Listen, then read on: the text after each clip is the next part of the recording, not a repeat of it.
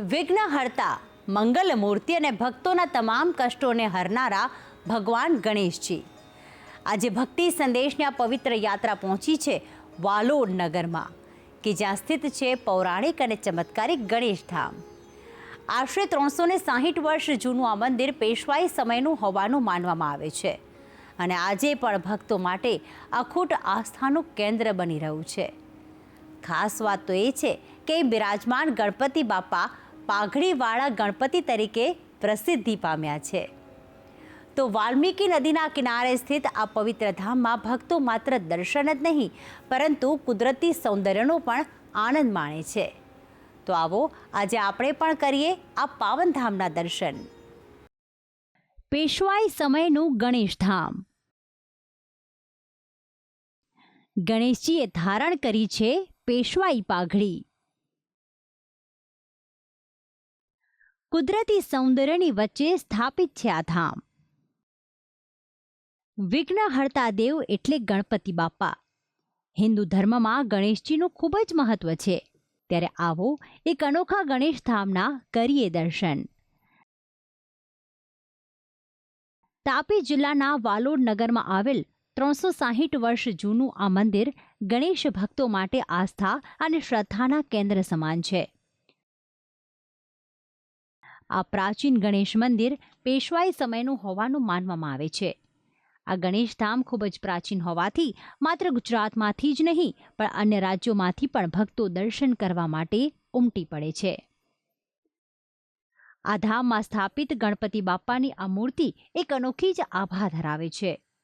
ગણેશજીની આ મૂર્તિ પેશવાઈ સમયની હોવાના કારણે તેઓ અહીં સુંદર પાઘડી ધારણ કરીને બિરાજિત થયા છે.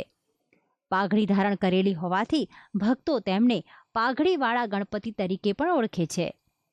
તો ગજાનન ગણેશજીની મૂર્તિ જમણી સૂંઢવાળી અને ગજાનન રિદ્ધિ સિદ્ધિ સાથે બિરાજમાન હોવાથી ભક્તો તેમના દર્શન કરીને પોતાને ભાગ્યશાળી માને છે.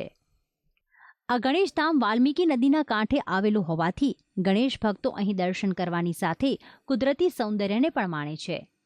પરિવાર સાથે ભક્તો અહીં આવીને ગણેશજીને નતમસ્તક થઈને પોતાની તમામ મનોકામના ગણેશજી પૂર્ણ કરતા હોવાની માન્યતા રાખે છે.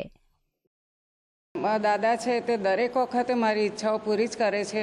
એક વખત એવો હતો કે મારી નોકરી જતી રહીને અમે રસ્તા પર આવી ગયા, ત્યાર પછી દાદાએ મારું બધું જ કામ, જો કે મોટી ફેક્ટરી બનાવી દીધી, ઘર બનાવી દીધા, આજે કોઈ જ જાતની મને કમી નથી. એ દાદાની કૃપાથી જ બધું થયેલું છે. આ ધામ સાથે એક અનેરો ઇતિહાસ પણ જોડાયેલો છે.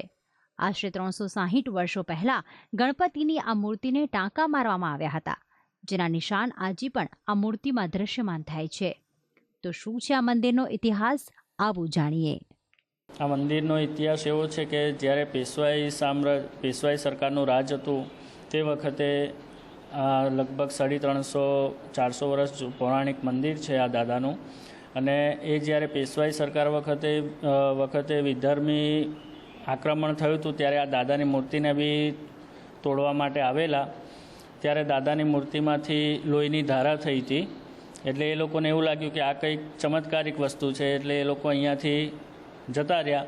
પછી કોઈ એમના ગયા પછી કોઈ ભરવાડ અહીંયા ગાયો ચારતો હશે તો એણે અહીંયા જોયું કે દાદાની મૂર્તિમાંથી લોહીની ધારા થાય છે, એટલે એણે જેવા દાદાની મૂર્તિને ટાંકા મારેલા છે. હવે આપણને વિચાર આવે કે આ પથ્થરની મૂર્તિને કેવી રીતે ટાંકા મારી શકાય, એ રીતે અહીંયા દાદાને પ્રત્યક્ષ ટાંકા મારેલા છે. અત્યારે બી આપણે પ્રત્યક્ષ એને જોઈ શકીએ છીએ.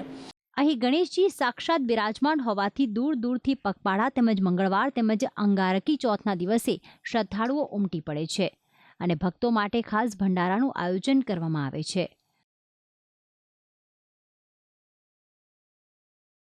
આવા ભવ્ય અને પ્રાચીન ઇતિહાસ સાથે સંકળાયેલું ગણપતિ દાદાનું મંદિર પેશવાના સમયમાં બન્યું હતું અને તેનો વહીવટ દેસાઈ કુટુંબોને સોંપાયો હતો.